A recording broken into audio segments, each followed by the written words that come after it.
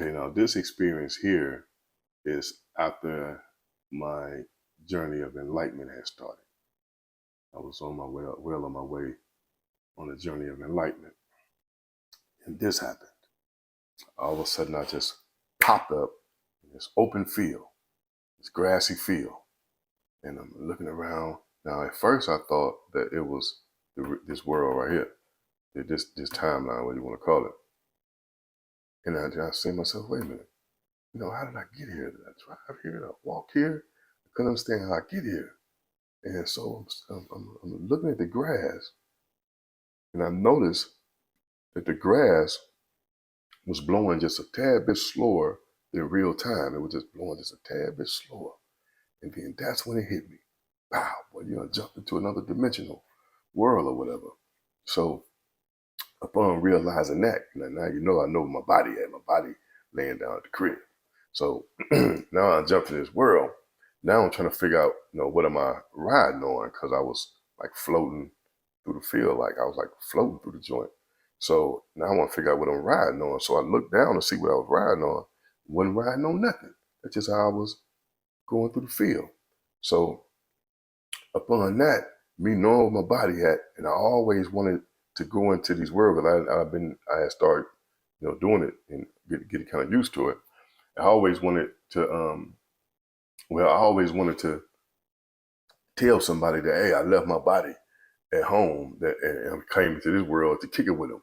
And as soon as I thought of that, wow, people popped up and I was right there with people and I went right over telling them, hey, man, I left my body at home, man, just to come here and kick it with y'all. And whoever them people was, I don't remember them, but they was like, we was like we've been knowing each other forever. And I kick it with them cats. Man, I had the most fun that you ever want to have in your life because everything I was thinking of manifest immediately. I'm talking about immediately. Like say for instance, we was going down the street, and when I was a little kid, I used to have this big round little ball, this little bouncy ball that we just bounce on, had a little handle on it, and we used to love to bounce on the little ball. I used to love that toy. And all I did was thought about bouncing on one of them balls. Now, let me tell you, the ball didn't just pop up beside me and then I grabbed it and jumped on it.